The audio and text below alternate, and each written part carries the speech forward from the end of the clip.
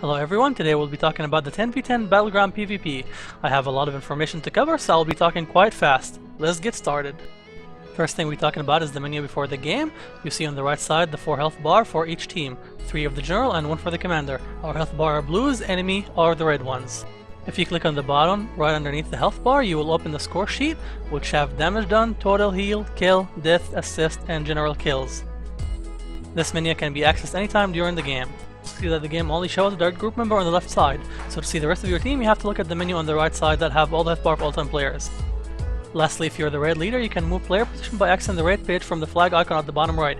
You can move player by holding and dragging to the desired spot. On to the next item, the scoring sheet at the end of the game.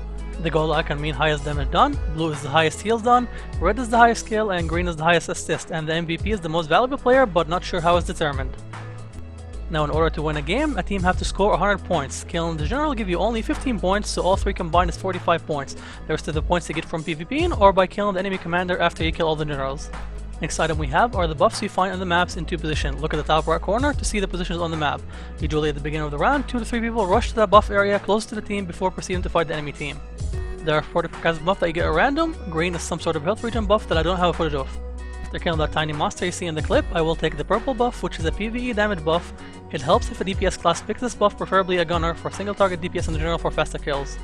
Unfortunately, the PvE buff does not stack with the tree buff, which I will explain later. Next one we have is the red buff, which is a PvP damage buff. This buff is preferred to go to sword mage, gunners, or blade master as they can kill players really fast with it. Other classes can of course use this buff, but it's not going to be as effective as the class mentioned above. Last buff we have is see immunity buff, the blue icon, but the most notable feature is the gold aura on the player, which say, "Don't see me bro, I am a god." This buff preferably go to a melee class, a vanguard, or a blade master as they can make great use of it. You can get in the fight with it, get out of the fight, no problem whatsoever, as you can do whatever you please and nobody will be able to CC you, but you will still take damage. On to our next item, the first thing I want you to notice here is how I will lose my damage buff as soon as I pick up the tree buff. So note the position on the top right corner, the skull icon was a tree NPC which we killed. It left a purple aura. After interacting with that aura, the player turns on a tree that have 3 skills. The skill has no effect on the players, but it does massive damage to the NPC. It can kill the generals really fast, as you will see in this clip. It is also worth noting that this tree buff will not stack with the purple buff. Like we saw earlier, I had the PvP damage buff and it disappeared as soon as I picked up the tree. The first skill that the tree has is a single target fast skill, the second one is an AoE skill, a slower one, the third one is a life leech skill that the tree has. Now if you keep a close eye on the damage the tree does, sometimes it crits, which tells me that the best case scenario will be for a necromancer or an occultist to grab that tree buff because it will do the most crits with the crit buff that it has.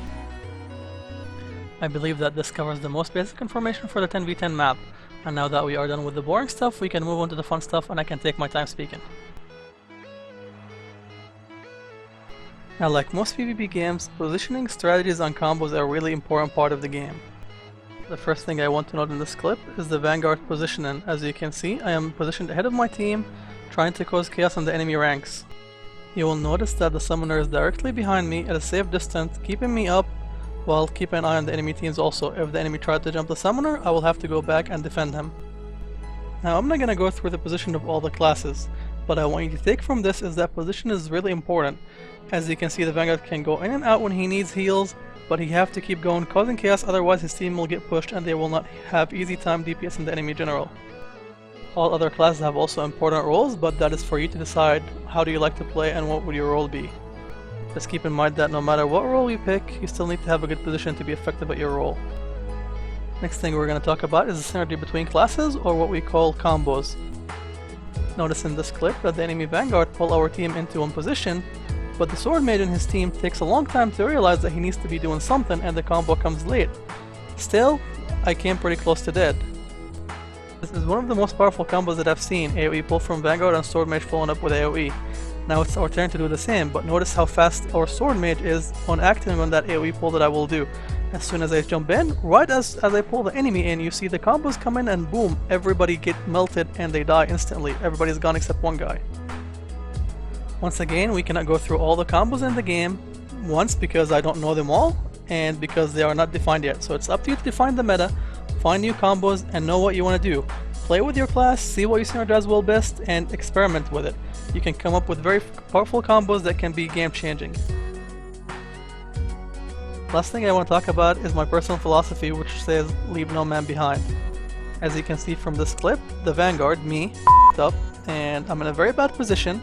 I have enemies from both sides coming at me, but that devoted summoner stayed with me, and he decided he wants to heal me and he stayed with me. But we quickly noticed that we're surrounded by enemies. Now the best thing to do is to run, but if you run, they want to kill us one by one. So what you want to do is even fake a bluff, pretend you're attacking them, they're gonna run back a little bit, you can then turn back on the other side, slowly make your way out of the bad situation and go back to join your team. Of course, you still need to make sure that your summoner and your party member can escape safely, so every time you see him get caught, you want to turn back and hit those enemy guys, scare and be like, yo bro, get the hell away from my healer. And after numerous back and forth, finally we are at a safe position, back with our team, and we can proceed to win that game. But seriously bro, get the hell away from my healer. Gee. Alright man, this guy is asking for it. He does not want to leave my healer alone. Bro, don't make me go Batman on you, seriously. I'm Batman. Get the hell away from my healer, or there will be consequences. Where is she? Where is she? Alright guys, thank you all for watching, and have a great day.